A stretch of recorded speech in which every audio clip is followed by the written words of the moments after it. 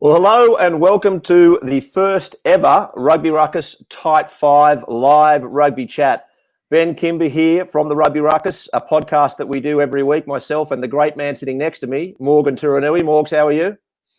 Pretty good, Benny. Very excited. I even put a collar on just for the occasion, just to see. You never know where this might take you, so I thought I'd better look the part anyway. Mate, I'd absolutely scrub up a million there, mate. Now, look, it's a shorter, sharper show. For those who listen to our podcast, we tend to go on a bit in our podcast and go deeper into subjects. What we want to do with this show is we want to hit 5 key topics every week, kicking off just in time for Australian Super Rugby. And we're going to bring in people to talk with us as we go along. 2 people to add today. First, I'm going to add in Andrew Swaine, who is, wrong screen there. Andrew Swaine, who is a Fox Sports producer. He's probably better at running shows than me. He wouldn't make a mistake like that straight away. But Fox Sports commentator extraordinary and producer. Swainey, how are you? Oh, Benny, pleasure to be here. Morgs, great to join you two fellas. I listen to the podcast often, enjoy your insights. So I'm hoping to provide a little bit of insight of my own, and just love being involved. It's great. Good to have you here, mate.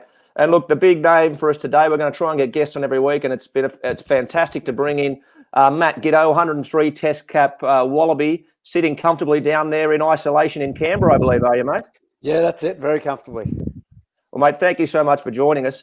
Guys, we're going to get straight into the show. There are 5 different topics we're going to run through today. I'm just going to show you what they are. We're going to have a chat to Matt, just check in with him. He's hit the news the last couple of days as well, Matt. We've got to talk to you about that and see what's doing there. We're going to talk about Super Rugby Aotearoa, Morgan's key moments. So Morgan each week is going to pull out a couple of moments from the games or some key things to talk about, and analysis that's going to give you some insight into what's happening on the rugby pitch. We're going to talk about Super Rugby Australia, and then I want to close out talking about that cross-code contest that has been proposed, the Kangaroos versus the All Blacks, and I think we'll have some different opinions on that. But look, first and foremost, let's just check in with Matt. Matt, you're in the news. You're 37 years old. You've played in a few places in the world, but we read now about the US. What's going on with you, mate? Yeah, I got wind of that this morning, actually. Another parent from school came and dropped his kid off because there was a party. And he said, I hear you're going to LA. I said, what? He said, it's in the paper. So I've checked the papers this morning, and it sounds like I'm signed and sealed and delivered. So I think it's just paper. Well, I know it's paper talk. I haven't really even discussed contracts or pushed seriously with anything since I finished in Japan. For me, the big focus was just coming back, homeschooling, getting settled back in Canberra, and that's kind of been my focus. And then, I see this morning that potentially I could be going to LA. So unless my agent's done something that I don't know about, I think it's just paper talk. Gits, is it something that has piqued your interest, though, mate, given that your good mates Drew Mitchell, Adam Ashley Cooper, both going over? You've got a few Aussies going over, Hoylesy, Mark Gerard, Sammy Harris is going over there to coach as well. So there's a few Aussies over there and some good mates of yours. Yeah, I think it's not so much I haven't thought about actually going to America, but I think the way my last year in Japan finished, it was a bit of an empty feeling. Like I would have preferred to play a full season out, being my last year. So that's probably the only thing at the moment where I'm not 100% convinced that I'm done with rugby. Mate, some of those names mentioned probably be a good incentive not to go to America. Yeah, well, not really. I think it'd be all right off the pitch. Yeah, what are you going to learn from Hoyle? You wouldn't learn much from Hoyles. Certainly not how to do any calf raises or squatting or manage referees. That's no good either. It's a teacher. Yeah, and I think Halsey's pretty smart. He's probably one of the very few smart people from Randwick. I agree with that. Matt, we've seen a whole bunch of blokes turning up there like Hoyles. We've also seen Sam Harris, Mark Gerard, others. What about you, mate? When you do hang up the boots, are you going to get into coaching? What do you want to do with the game after you stop playing?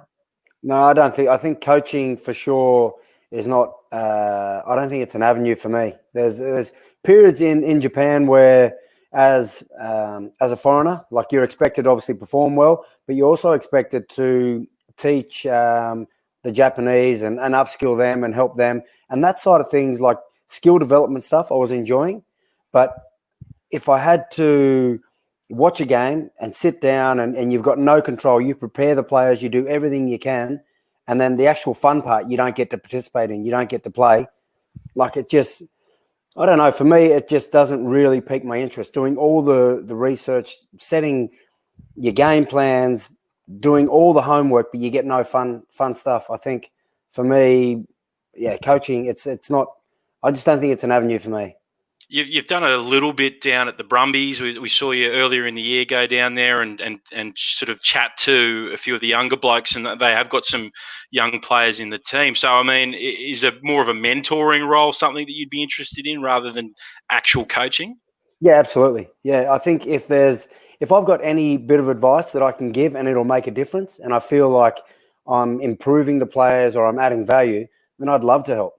I think it's just that area where you've never actually done coaching. Like coaching and playing, you can be a good player or, a great player, whatever, and you could be an ordinary coach. I just don't think they necessarily transfer directly. So for me, there'd be a lot of communication work that I'd need to do if I was to go down that path. But yeah, I think if there is a way that you can contribute and you can help players and you can add value, then I think it's your right as a ex-player to actually help the new generation come through and develop and hopefully go better than you did.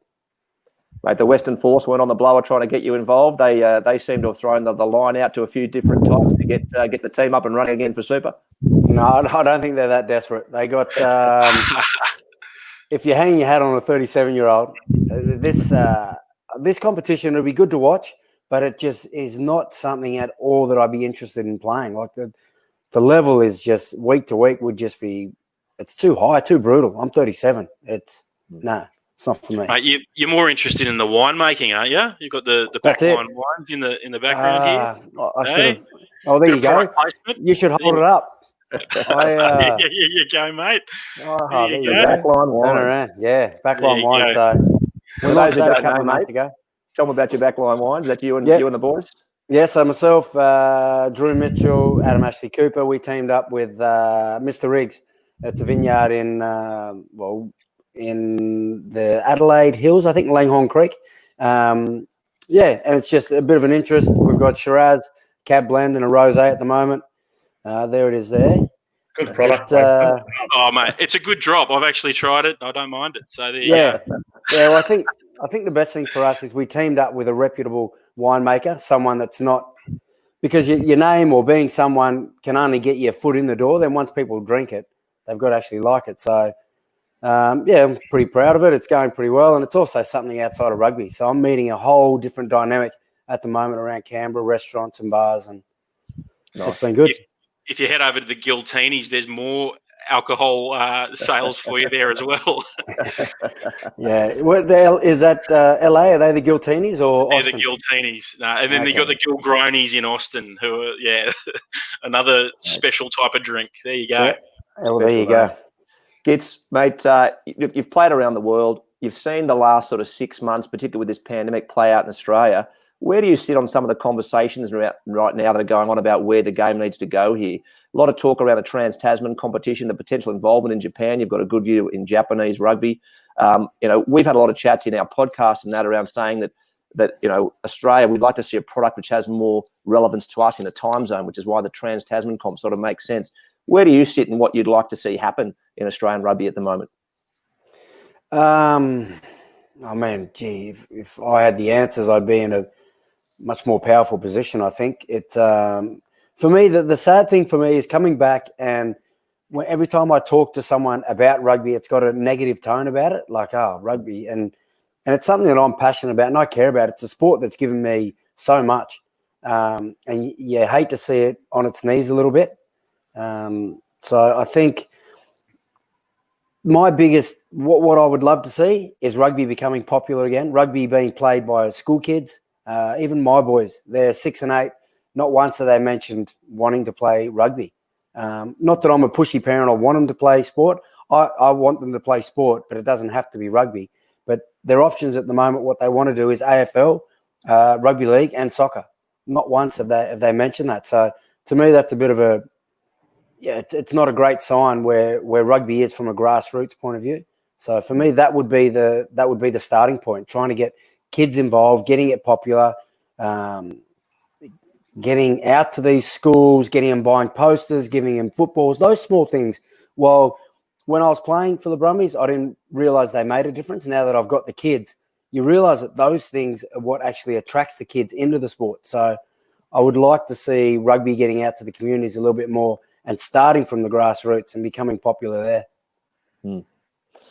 Now, mate, we're going to move on and start talking about a bit of rugby at the moment. But before we do, I just wanted to play a little clip. We had Morgs and I had Eddie Jones on our podcast a little while ago, and I don't know, but he had a couple of words to say about you. So just here's a 60-second clip. We asked him about your 21st birthday because you went on the Joe. He would remember. On the Joe podcast. You went on the Joe podcast and talked about it, mate. Here's what he had to say. I don't know if you saw, but Matt Giteau was a guest on a chat a couple of weeks ago. Out of the UK, and he impersonated you as a few of your ex-players. I think I own one, mate. Yeah, I think you do. I think you do. But I think he actually sat there and he's very complimentary, but he also said he felt nervous sitting there talking about you. He told the story of his 21st when you'd said to him, "Don't have a beer," and then at the event you'd gone to give him a beer. How do you read that years on that he still sits there and nervous? Is that something that you think it worked, or how do you respond to that? Well, I think he probably had a few beers after I left. But, I got sent that by about 5 people.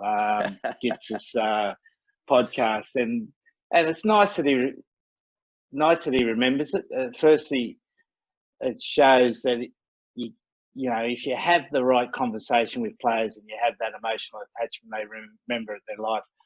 I just want to ask you one more time, though. Was Matt Giteau supposed to drink a beer at his 21st or not? He wasn't supposed to, mate. It was a bit of There you go. Don't forget, he's also the king of niggle beaver. Like, it was just, half of it was him having fun. There probably wasn't much psychology behind it. I actually remember. That's true, too. Yeah, it was only. Well, there you go, mate. You weren't supposed to have that beer. I still get nervous. I still feel nervous. I'm sweating again. He's not enough. It was interesting because he had a really nice chat to us about that, making people feel uncomfortable, and the way he would use that. But mate, clearly those memories of Eddie still very much with you guys after so long. Oh, massively. Even watching that there, I was thinking, gee, I might have to text him here and apologise, or even though the podcast was done months ago. So, yeah, he just has that aura about him where I think because I got so much respect for him as well, I don't want him to think maybe something differently of me. So I try and just stay on my best behaviour. And, I don't know. It's really strange, but I always feel like I'm still that 19-year-old kid when he first drafted me in when I speak to him. Mate, we just had one of the questions from the guys in the crowd. Dave Ray, skills coach with Eddie Jones. How about that for a role? Oh, gee, I mean, you would learn a lot. It'd be a good learning experience. You wouldn't get much sleep. He'd be tough. Really good. As a player, it was easy compared to coaching with him. Mate, he gave how many coaches they ended up on stress leave because of him? Like, yeah. Comparison. I think I had one lunch with him where it was just relaxed and I wasn't nervous in the whole time. So what's that been? Nearly 18 years, 19 years. Yeah. I mean, Morgs, you'd know. You copped a fair few. Yeah, I think we all did. I think the one thing that really gives me solace is I didn't cop it as much as Adam Fry or other hookers. Yeah. If I was a hooker, that would have been it for me. But no, the other thing was like Gitz talks about I think his opinion of what he thought of us really mattered. And there's a small group of people that I have in my life around footy that are like that. Gitz is one of them. Griggs, guys like that. Hoylesy's one of them. I actually care what they think about me with regards to footy. And Beaver was probably at the top of that tree. You wanted him to think well of you, to think you were good or whatever it was. And so even now we care about what he thinks about us. Yeah, absolutely. Well, mate, it's good. It's good to see him talk about it. And I think he really enjoyed seeing you talk like that, mate. I think he really enjoyed the fact that he still had you uncomfortable after so many years. Oh, mate, he does. Guys, let's talk about Super Rugby. Super Rugby Aotearoa. Am I going to go to their Morgs? Aotearoa. Aotearoa. All right. I think I got there. You got to roll the R too. Guys, we're 3 rounds in. It's been great to have footy back on the TV. Can't wait to get it back in Australia next time. Morgs, overall, what are you seeing over there? The quality after a long break, it's come back? So the quality is excellent. That was, you're looking at some of the other sports that we've seen get up and go, NRL, AFL. I think that obviously they're pretty quality teams, and there's quite an even spreading of talent this year, which has added to this quality of rugby that we're seeing. But I've been impressed with the way they've gone about it. A wetter weekend this weekend, and they still played pretty good footy. Showed us, how territory is much more important than possession in that wet weather footy. So another lesson from the Kiwi comp is how to play in wet weather, as we always see. So I've been really impressed with the standard.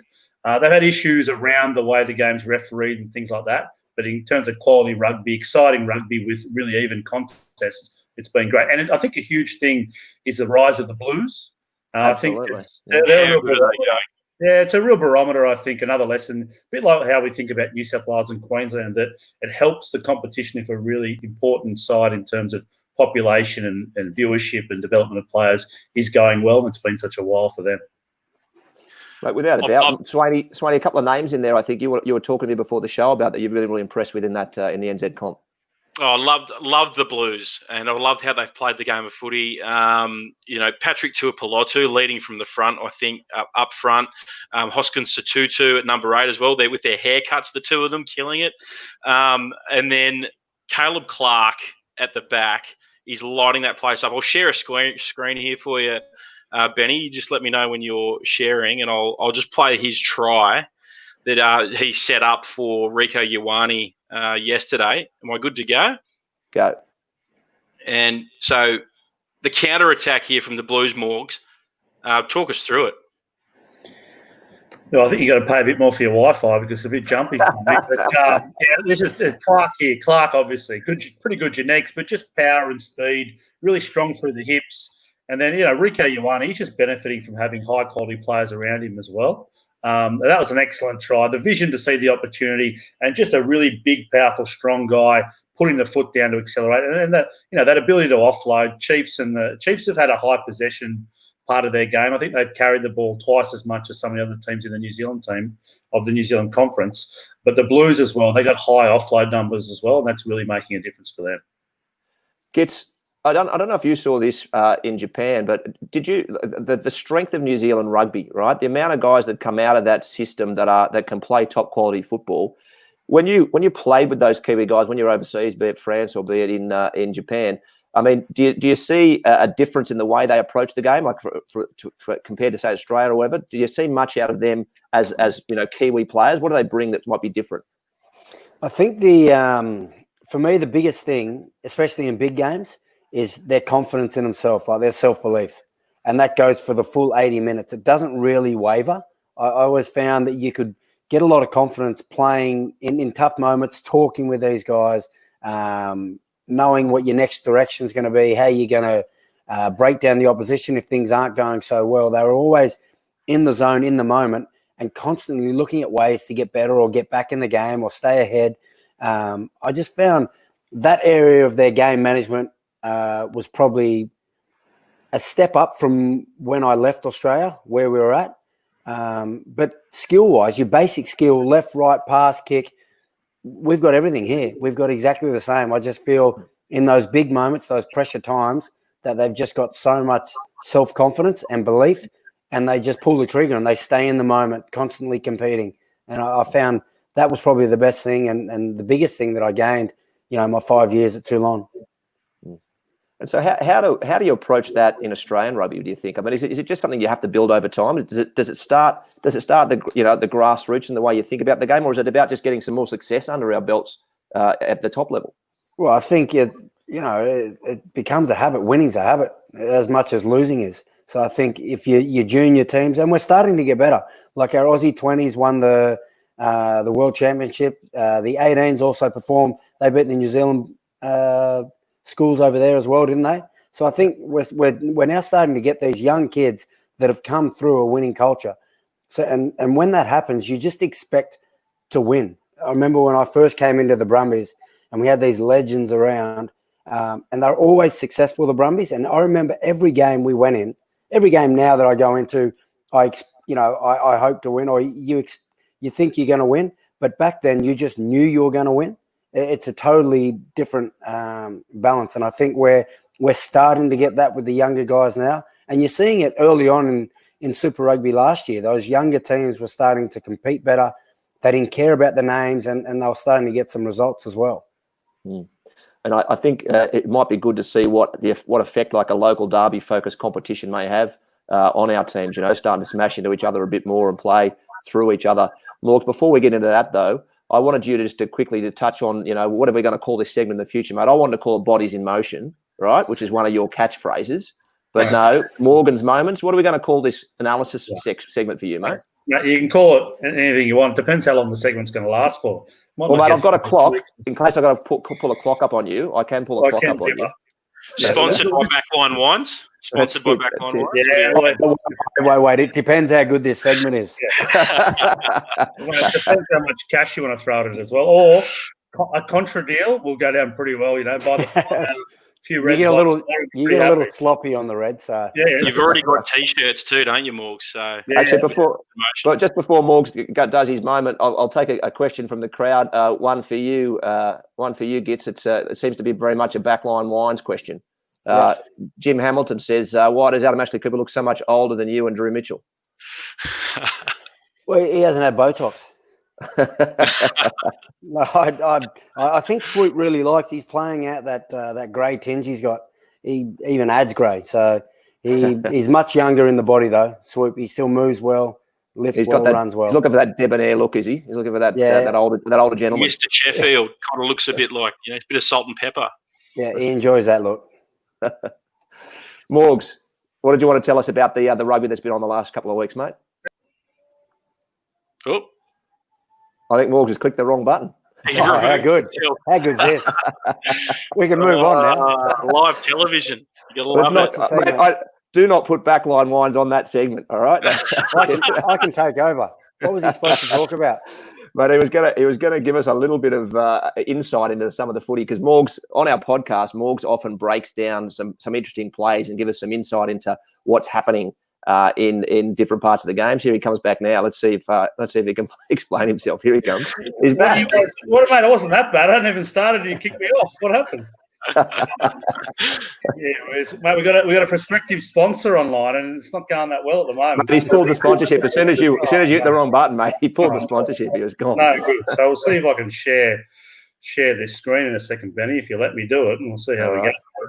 All right, share away, mate. I'll put it on when you've shared it.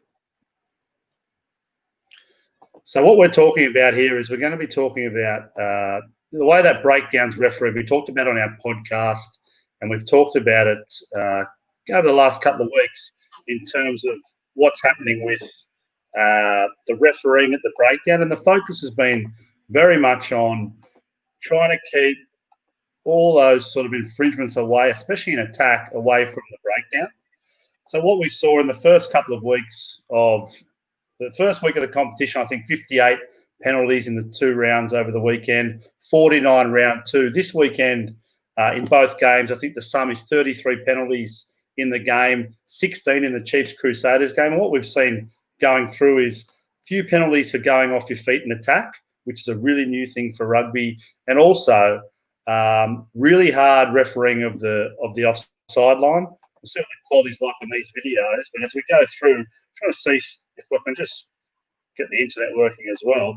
What we've seen bodies all over the ground here at ruck time. We're seeing players going off their feet and getting away with it here with the referee, just playing things on.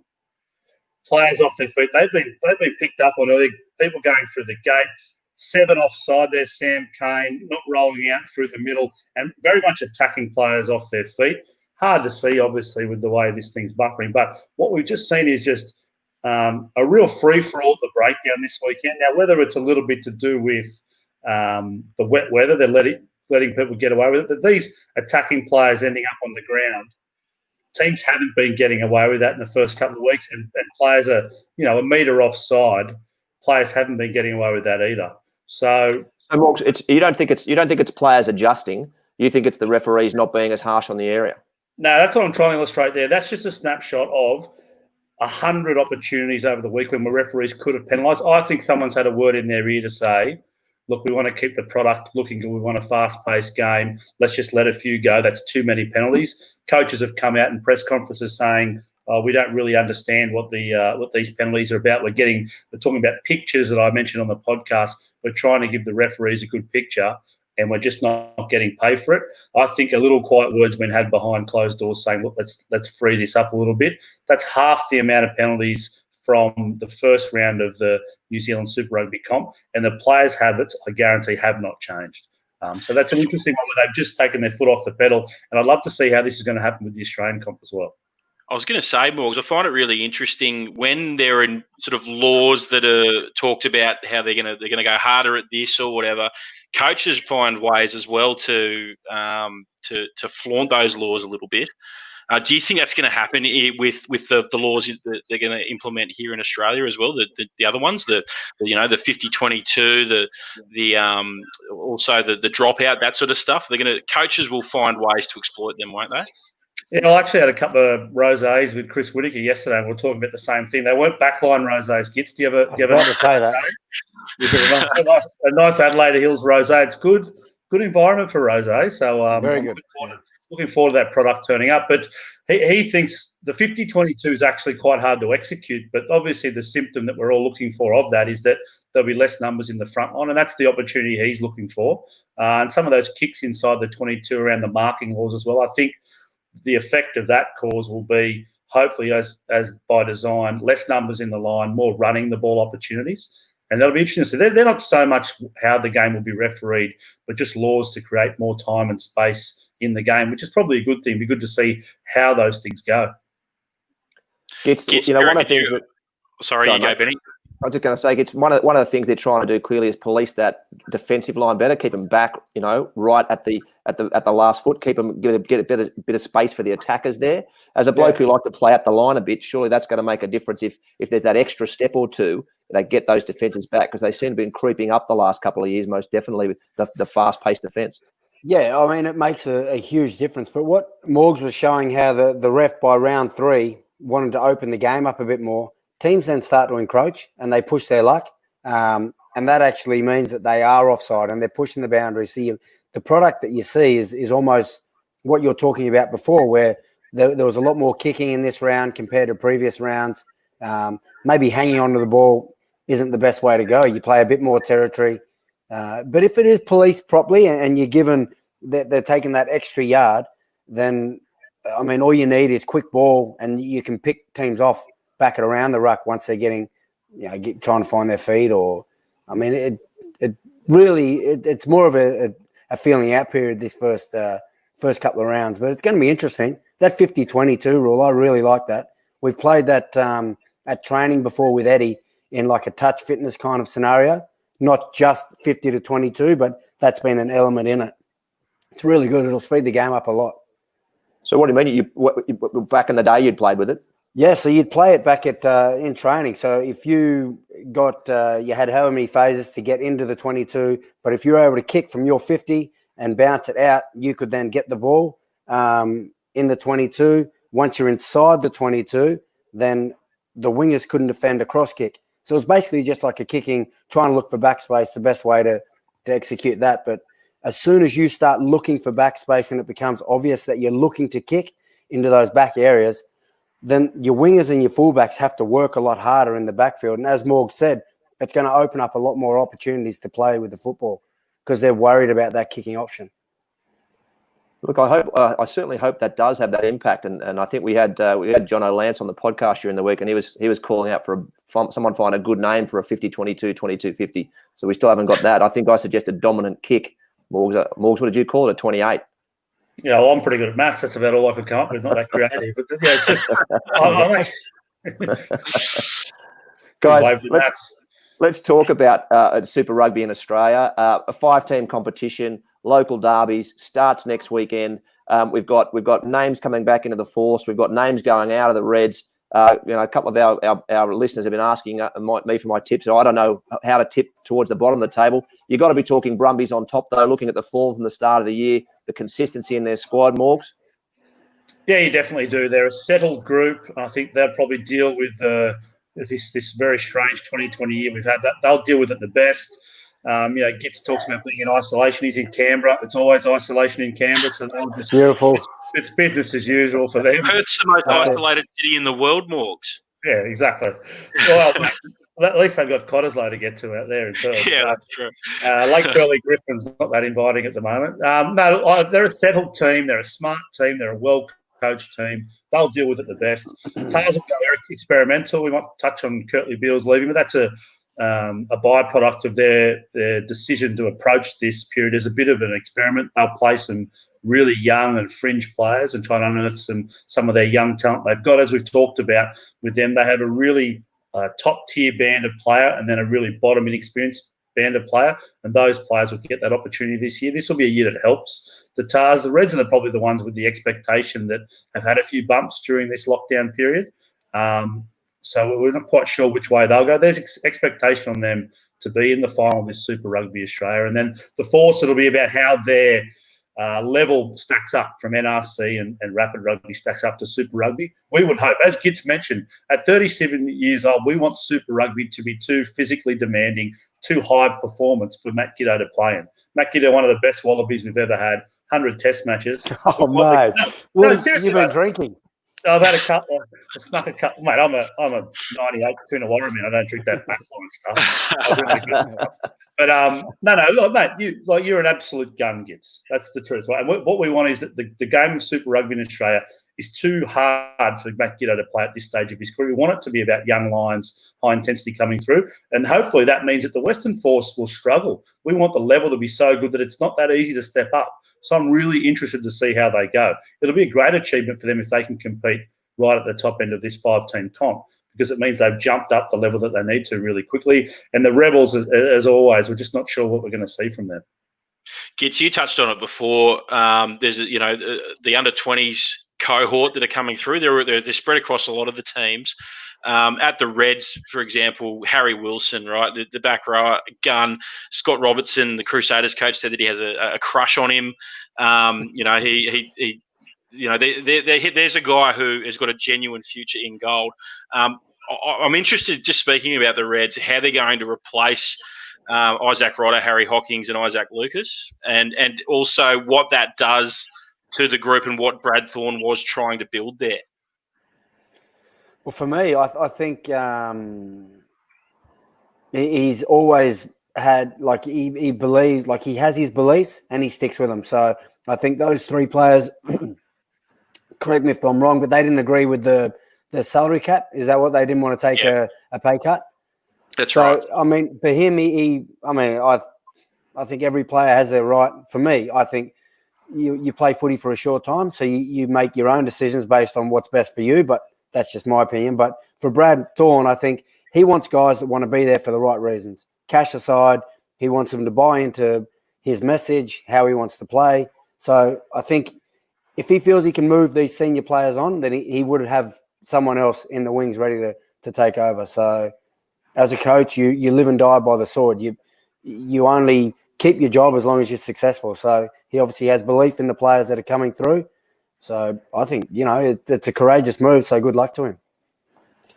Guys, we're going to start running out of time, so I want to talk about the cross-code game in a second. But just before I do get you talked before, and you came into the Australian rugby environment at a young age, and really came through there when you're learning your trade. What do you hope to see for the young blokes? Like, there's probably going to be a lot of pressure on these young guys now because Australian rugby wants to succeed. They want to bounce back. You talked about the way that it feels at the moment. These young blokes coming through. What's the danger there, and how do you want to see these guys treated on the way through? Well, you want them to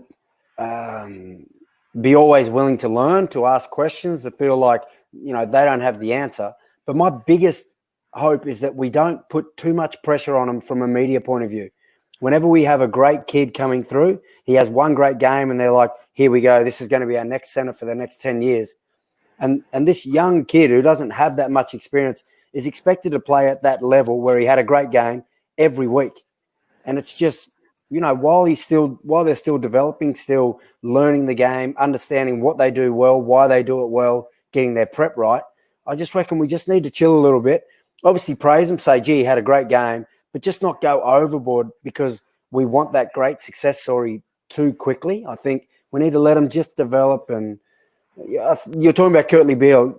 In my mind, I think he hasn't been represented as much or adored or spoken about enough for what he's given to Australian rugby and what he's given to the Waratahs in particular, or Indigenous players wanting to play rugby. But he was a classic example of a young kid coming in with so much talent, and they put way too much pressure on him from an early age to be able to play at such a high level.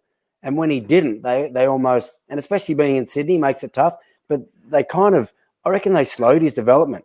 He would have been a bigger player and a more dominant player much sooner if we just let him find his feet, learn his way around the game, and just develop on his own and understand his strengths and weaknesses in the game. But are you suggesting that the sort of the media focus that someone like Curtly brought meant that he wasn't managed as well from a rugby perspective? Is that what you're saying? Well, no, I'm saying that a lot of players say, look, I don't read the papers. But I reckon a lot of them, if they don't read the papers, their probably cousin does or their mum does, and they're going to let them know what was said. So they still find out what is in the press.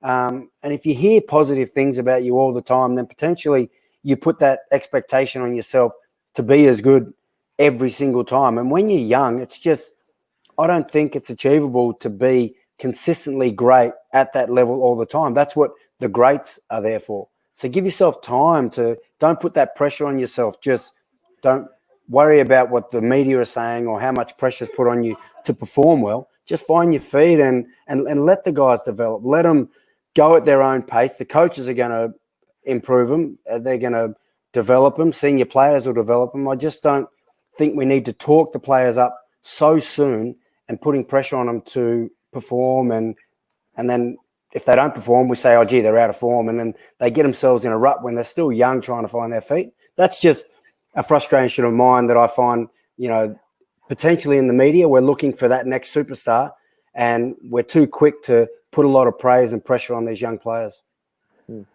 Probably just a good chance here to take a moment and pay homage to Curtly and his career. He does leave Australia as the most capped or the equal most capped Waratah, I think Morgs was saying, of all time with Ben Robinson.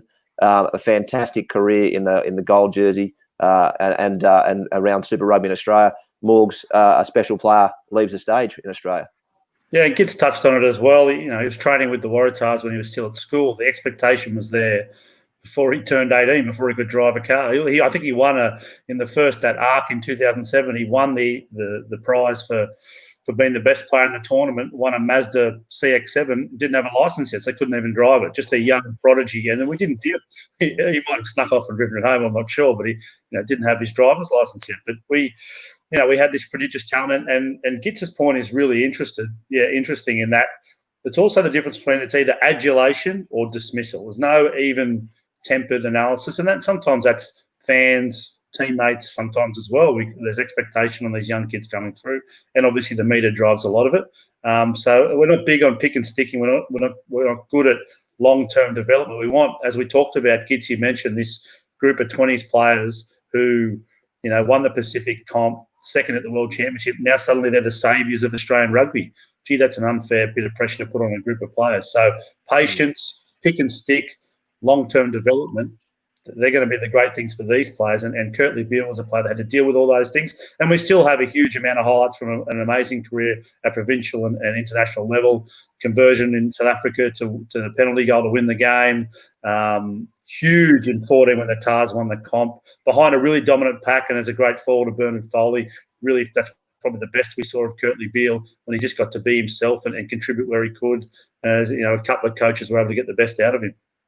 Oh, that year when he, sorry. No, you go. No, you I go. was just saying with KB, that year when he got nominated for IRB Player of the Year, he was on anything he did. That's when you saw Curtly relaxed and confident with himself and not overthinking things. And I've never seen a more natural player that if he wants to do something and he's in the right frame of mind, he could do it.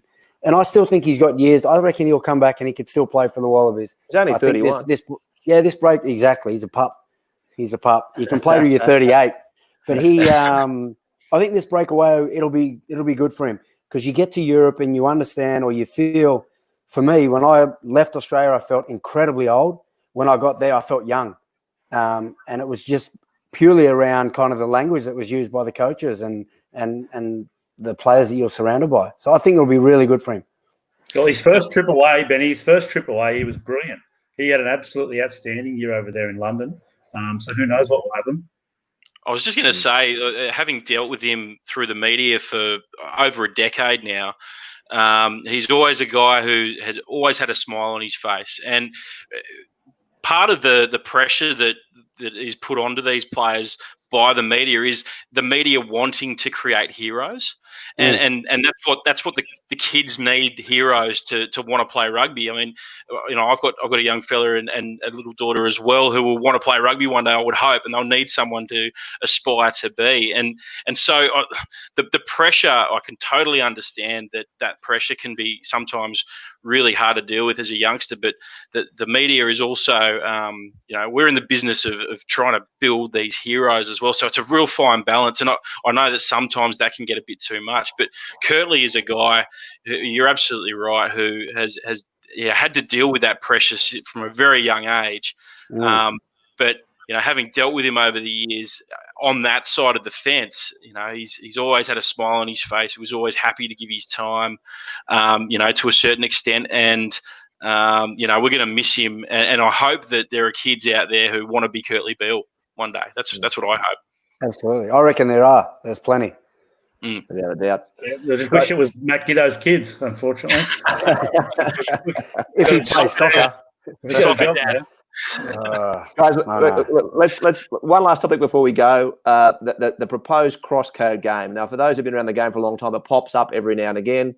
The story now is the Kangaroos to play the All Blacks. Rules to be decided, which is a fairly big hurdle to jump, I would have thought. Morgs, so I'll go to you first, Gits. Gits, your family history is strong in rugby league. Obviously, your dad was a very well-known player, well-known rugby league player. What do you think of a cross-code game? Could it work? Would you like to see it?